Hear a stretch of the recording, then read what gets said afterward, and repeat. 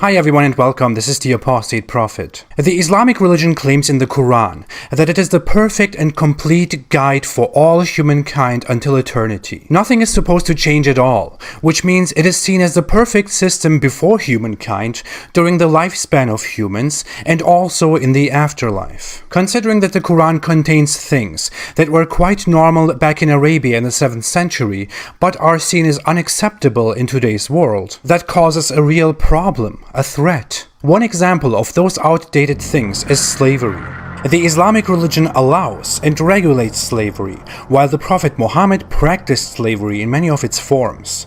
Although Muslim apologists whitewash, downplay, or directly deny, if we go around them and look directly at Islamic scripture, the sources of Islam prove our point entirely. Since the Quran is the main source of Islam, let's take that first. The first verse that gives it all away is chapter 2, verse 178. O you who have believed, prescribed for you is legal retribution for those murdered, the free for the free, the slave for the slave, and the female for the female. In this Quran verse, Allah clearly divides humans into three categories: men, women, and slaves. The three are not equal, they are each a class.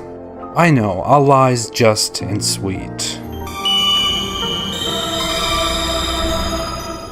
Moving on, in chapter 16 verse 75, Allah makes a comparison between a slave who is owned and unable to do a thing, and a free man whom Allah gave the means to maintain his life. He points out that these two are obviously not equal.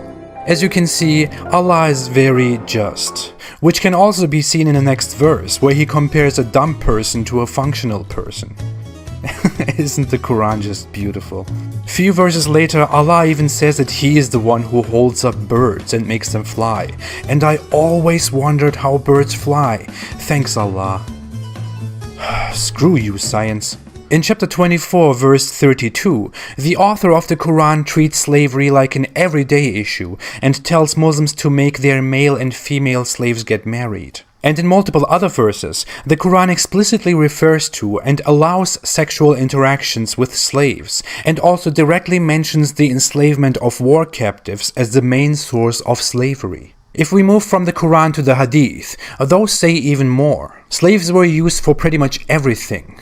In authentic reports, we can very much see that Muhammad was just fine with other people's slaves quickly making a chair for him so that he could rest his bottom on, that I don't want to further describe. Or that slaves help him medically, or prepare his food, or have sex with him.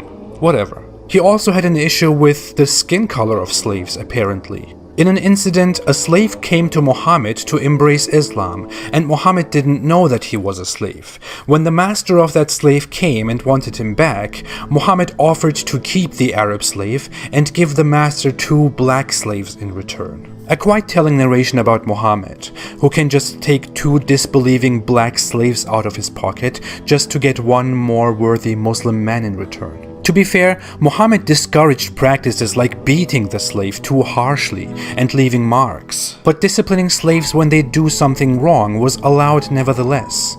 Muhammad once said that you shouldn't beat your wives the way you beat your slaves and then go and have sex with them. Muhammad knew very well that women are a bit more worth than slaves. Slaves can be beaten in a way, wives can be beaten in a less harmful way, and men can't be beaten. Allah loves men too much. But then there is also the issue of freeing slaves, which should be a positive thing for Islam. To make it quite short, Muhammad encouraged the freeing of slaves in return for the forgiveness of sins. So Muhammad basically offered a solution to people who can buy slaves and then free them. Apart from that, freeing a slave was seen as a good deed, as mentioned in the Quran and the Hadith, but it was never an obligation. And Muhammad also discriminated here and explicitly said that freeing Muslim slaves was a key to heaven.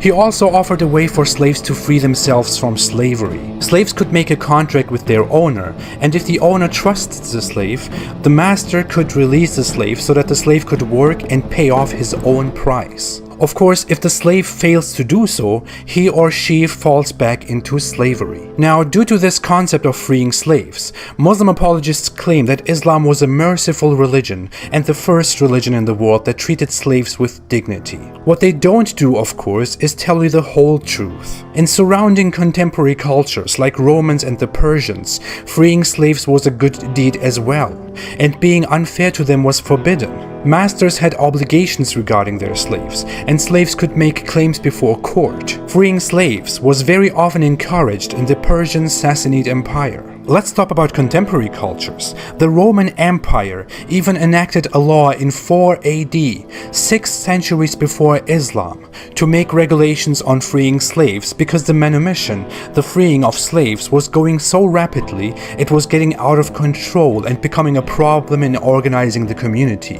This happened more than 600 years before Muhammad started his prophet game, and is well recorded in history. So if Muslim apologists tell you that Islam was so beautiful that it introduced the freeing of slaves, you can call bullshit on that. Muhammad was not so fond of freeing slaves at all, by the way. Here are 3 reports that Muslim apologists won't tell you about, and you will see why.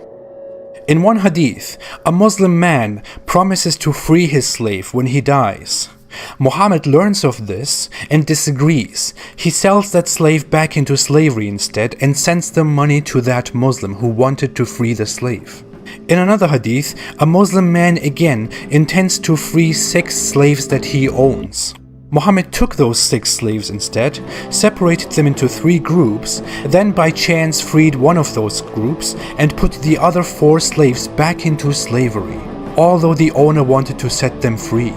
And finally, Muhammad's wife freed a slave girl that belonged to her and told Muhammad about it. Muhammad said to his wife, "You would have gotten more reward if you had given her to one of your maternal uncles." So Muhammad's wife frees a slave that belongs to her, and Muhammad doesn't applaud her. Muhammad says you should have given the slave to someone else instead. Now Muhammad doesn't look like a revolutionary slave-freeing guy at all, right? And finally, very hard to predict, Muhammad had numerous slaves and was very active in buying and selling slaves. Early Islamic reports even name his slaves and count over 40 of them. Muhammad was not only big in warfare and having a huge personal harem that included a little girl, he was also a big master of slavery. Now, after all of this, I could go on like Muslim apologists usually do and tell you about all the beautiful things on how Islam treated slavery. When a Muslim comes to me and tells me that Islam was so good to slaves, unlike many other cultures, what exactly is the point of that? What's the purpose? Isn't Islam supposed to be a perfect and complete system for all humankind until eternity? How can a religion approve of stripping people of their liberties, turning them into property, and then still claim to be the perfect system in 2018? Yes, other cultures had slaves. Yes, there were big slave trades and slave markets across the world. That's because as humans we are going forward into the future.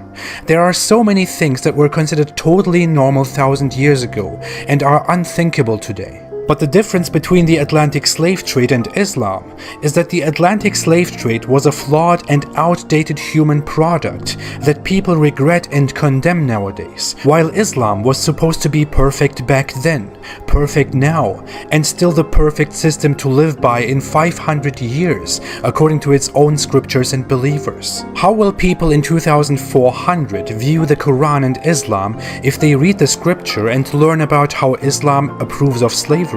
As we have seen, Islam directly condones and even encourages the taking of slaves from captives of war. You can probably tell where this goes.